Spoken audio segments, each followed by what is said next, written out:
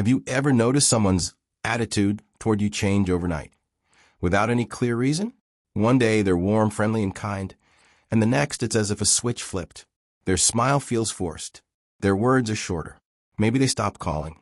Or worse, you catch them whispering about you when they think you're not listening. It leaves you confused, doesn't it? Almost like you're trapped in a silent war that you never signed up for. No warning, no explanation. Just this heavy sense that something has shifted. You replay conversations in your head, wondering, did I say something wrong? Did I do something to offend them? And yet deep down, you know you didn't. Here's where it gets interesting. Carl Jung, the Swiss psychologist, believed that when people suddenly start hating you, it often has very little to do with you. Instead, it has everything to do with what you reflect back to them. Hidden truths, insecurities, and unhealed parts of themselves they're desperate to ignore.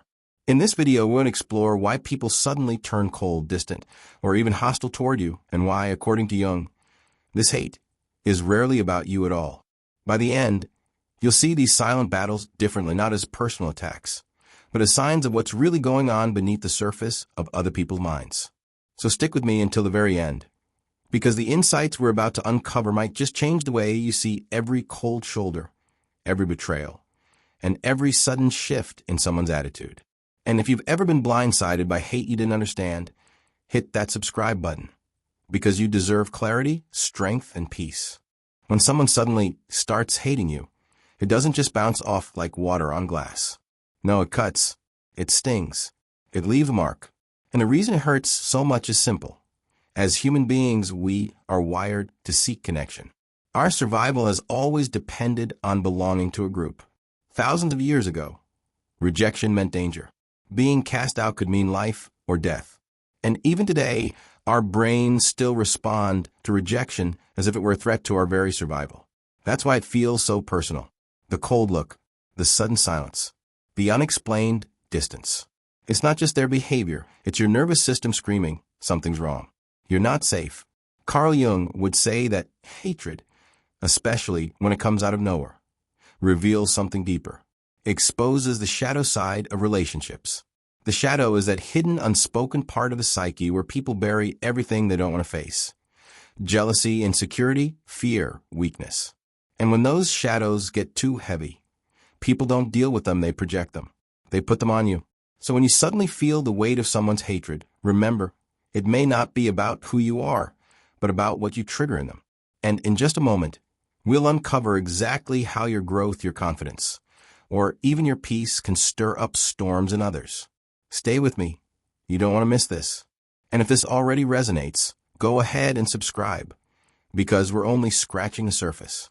Carl Jung had a powerful idea that explains so much of this hidden hostility. The shadow. The shadow is made up of all the parts of ourselves we don't want to admit exist. Our jealousy, our bitterness, our insecurities, our desires we're ashamed of, all the things we push down, bury, and hide because they don't fit the image we want the world to see. But here's the thing. Just because we bury them doesn't mean they disappear. They sit in the unconscious, waiting. And when someone comes along who shines a light on those hidden parts, the shadow gets restless. That's when projection happens. Projection is when people take the qualities they deny in themselves and pin them on someone else. For example, if a person secretly struggles with insecurity but refuses to admit it, they might project that onto you. They'll start saying you're arrogant or you think you're better than everyone else, when in reality, what they're reacting to is your confidence, the very trait they wish they had. It's like holding up a mirror they didn't ask to see, and the reflection isn't flattering. They don't like what stares back at them. So instead of dealing with their shadow, they fight the mirror. They fight you. That's why people can suddenly turn against you without warning. You've become a trigger, the screen onto which their shadow is projected. They're not really seeing you. They're seeing the parts of themselves they desperately want to avoid. And here's where it gets even more interesting. The brighter your light, the darker their shadow feels. The more whole and authentic you become, the more unbearable it can be for those who haven't faced their own truth. Stick with me, because in the next part, we'll talk about why your personal growth, your success, or even just your inner peace can trigger hatred in ways you never expected. And trust me, this is something you don't want to miss. If this insight about the shadow already makes sense to you, hit that subscribe button, because we're diving even deeper. Have you ever noticed that the moment you start improving your life, some people suddenly become distant, or worse, cold? Maybe you started taking better care of your health, and suddenly a friend makes sarcastic comments. Maybe you landed a new job or found a sense of peace, and someone close to you stops celebrating your wins. Instead, their support turns into silence or subtle criticism. Why does this happen? Carl Jung would say, it's because your growth reminds others of their unlived potential. Every step you take forward is a reminder of the steps they haven't taken. Your progress forces them to see the gap between where they are and where they could be. Think about it. You might not brag, you might not even mention your success, but your presence alone becomes a mirror. Your discipline reminds them of their procrastination. Your courage reminds them of their fear. Your happiness reminds them of what they've lost. And for some people, that's too much to handle. Here's a relatable example. Imagine you've been friends with someone for years, sharing the same struggles. Then one day you start making changes. You break old habits, you grow, you shine. Instead of cheering for you, they pull away. Why? Because your evolution threatens the unspoken agreement that you'd both stay the same. And here's the painful truth. Sometimes people would rather dislike you than confront their own potential. Your growth feels like their failure, even if you've done nothing wrong. This is why sudden hatred often follows transformation. But don't let it stop you. Stay with me, because next we'll uncover how this silent war of projection actually plays out, and how to recognize when it's happening to you. And if you've ever lost a friend or felt judged just for growing, don't forget to subscribe. This journey is just getting started. 5. The silent war of projection. 350 to 400 words. Explain how people create stories about you in their minds. They fight you in silence, gossip, subtle rejection, coldness. Jung. Projection is powerful because people believe their own illusions about you.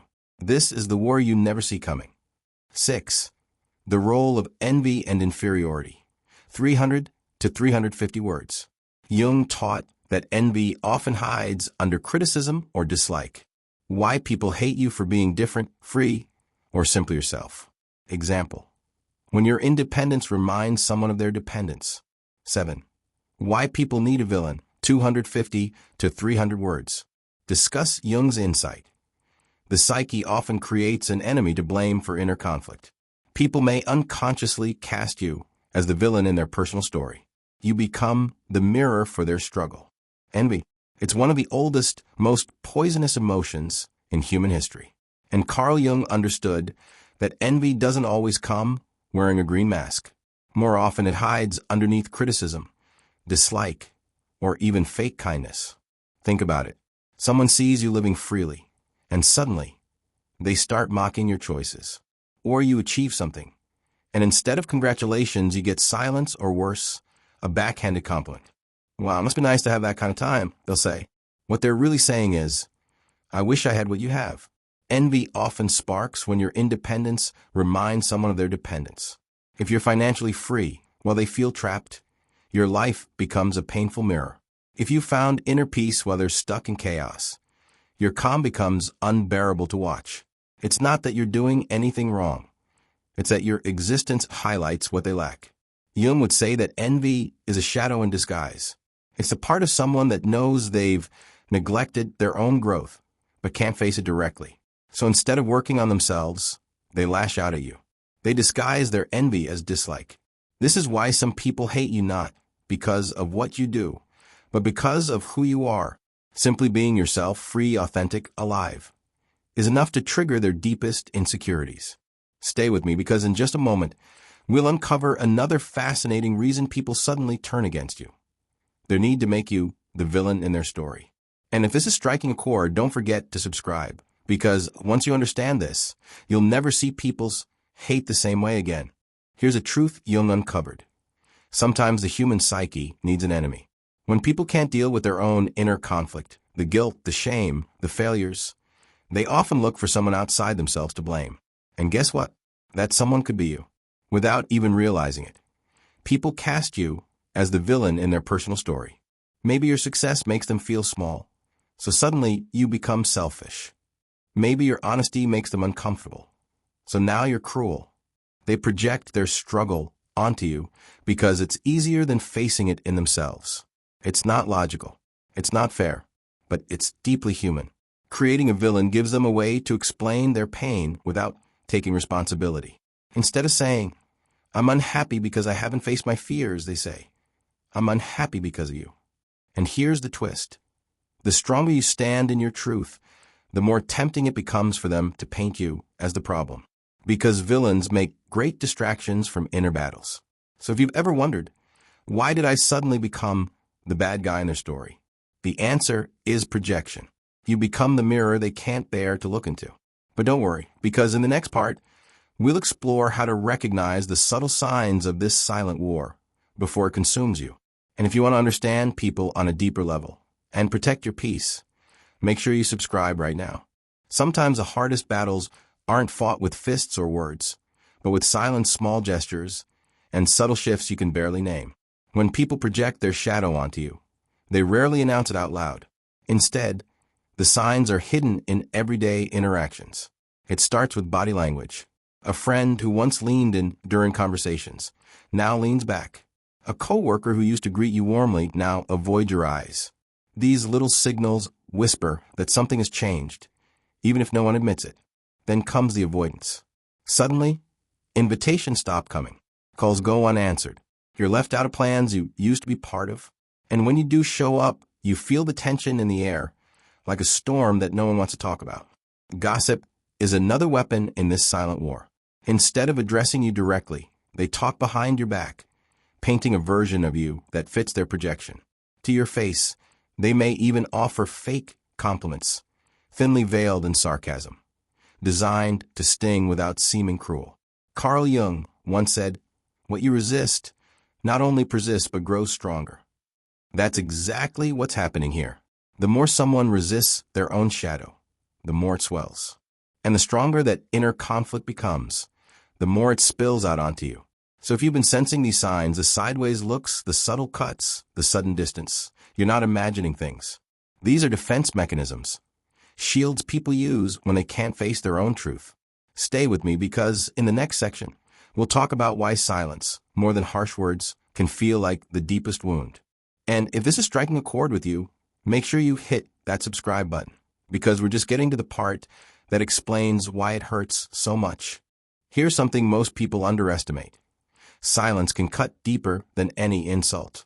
When someone suddenly grows cold, when they stop explaining, when they leave you hanging with unanswered questions, the pain lingers far longer than if they had simply spoken their mind. Why? Because silence creates uncertainty. Your mind rushes to fill the gap. You wonder, what did I do wrong? Why won't they just tell me? That lack of closure can keep you awake at night, looping through every detail, searching for answers that never come. Carl Jung would say that unspoken conflict often reflects the unconscious. People don't stay silent because they have nothing to say. They stay silent because they don't want to face what's really going on inside themselves. Their silence isn't emptiness. It's a weapon. It's a way of punishing you without ever admitting their own struggle. And the hardest part? You can't argue with silence. You can't defend yourself against what was never spoken. That's why it feels so heavy, because it leaves you carrying both the confusion and the blame. But here's the good news. Silence isn't the end of your story. In fact, it can be the beginning of reclaiming your peace. In the next part, we'll uncover Jung's advice for protecting yourself when you're caught in this kind of hidden war. Stay with me, because this part is what will help you truly move forward. So, what do you do when you find yourself in the middle of this silent war? When people project their shadows onto you, when envy creeps in, when gossip and silence surround you. Carl Jung's advice is simple but powerful. Don't fight fire with fire.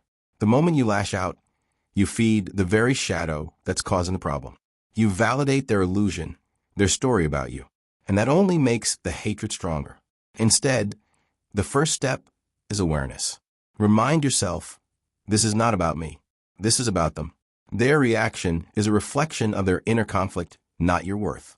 That awareness allows you to choose differently. Instead of reacting, you set boundaries. You decide what kind of energy you'll allow near you. You protect your space, your mind, and your peace. Practical steps can help here. Limit your exposure to toxic people. Redirect your focus toward your own growth. And surround yourself with those who celebrate your light rather than resent it. And here's something Jung emphasized. The more you integrate your own shadow, the less vulnerable you become to the shadows of others. In other words, when you faced your insecurities, your flaws, your hidden fears, no one else can use them against you. Their projections can't stick because you've already accepted that part of yourself. Protecting your peace doesn't mean shutting people out forever. It means refusing to play a role in someone else's unconscious drama. It means choosing your growth over their projections. Stay with me, because in the next section, we'll turn the tables and look at how to transform other people's hatred into insight and even strength. And if you haven't already, subscribe now, because this is where Jung's wisdom becomes truly life-changing. Here's something powerful to consider. Every reaction you get from others, even hatred, can be a mirror. Carl Jung believed that life constantly gives us opportunities for self-knowledge. Sometimes, that knowledge comes wrapped in rejection. Think about it this way. If someone hates your honesty, maybe it's not because you're too blunt. Maybe it's because they fear truth. They're uncomfortable with what's real, so your words become a threat. If someone hates your peace, maybe it's not that you're distant. Maybe it's that they live in chaos, and your calm reminds them of what they can't find. What if you looked at every negative reaction not as an attack, but as a reflection? Their response might reveal what they're struggling with, but it can also show you something about yourself. Maybe their rejection highlights the strength of your authenticity. Maybe their envy shows you how far you've come. Maybe their silence teaches you the value of your own voice. Jung taught that even in the most painful moments, there's wisdom to be found. Hatred doesn't just reveal other people's shadows. It can also shine a light on your growth, your resilience, and your truth. So the next time someone suddenly turns cold, ask yourself, what is this showing me about them? And what is this teaching me about myself? When you start to see hatred as insight instead of injury, you take away its power. Stay with me, because in the next part, we'll talk about the ultimate freedom, letting go of the need to be liked. And if this shift in perspective feels liberating, hit that subscribe button, because we're not finished yet. Here's the truth most people struggle with.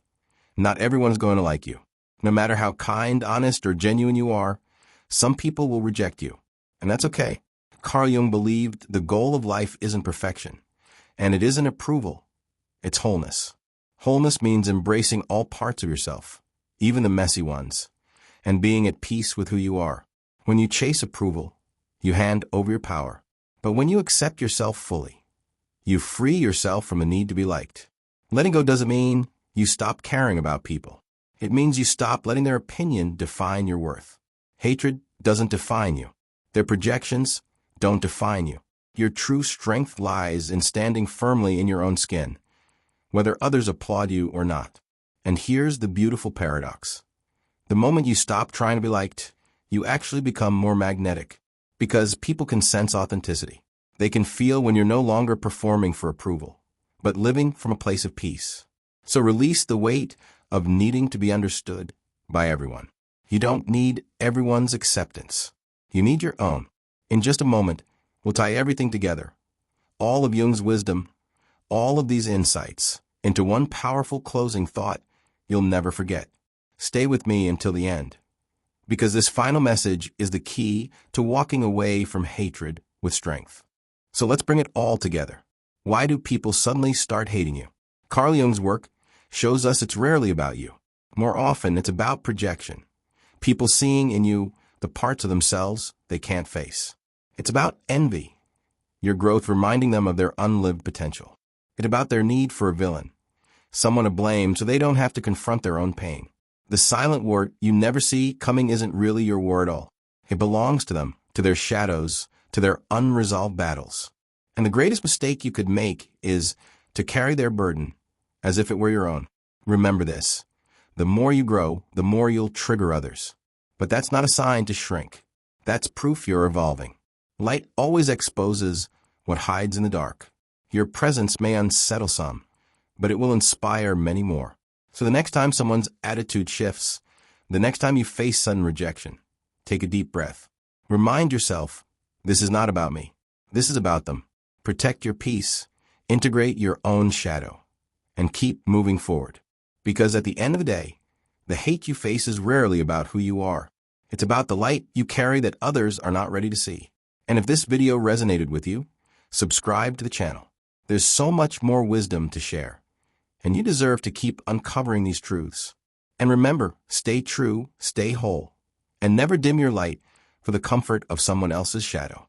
Have you noticed something powerful through this journey we've just taken together? That so often, when people suddenly turn cold, when they start whispering or quietly pulling away, it isn't truly about you. Carl Jung helped us see that hatred, envy, and rejection are rarely born from truth. They are born from shadows, from insecurities, from the battles people are fighting inside themselves that they cannot admit out loud. And sometimes, instead of facing that inner war, they choose you as the mirror, the projection, the villain in their silent story. But here's the truth you need to carry with you. The silent war is not yours to fight. It never was. You don't need to explain yourself, defend yourself, or shrink to make others comfortable. Because the moment you start doing that, you step out of your own light.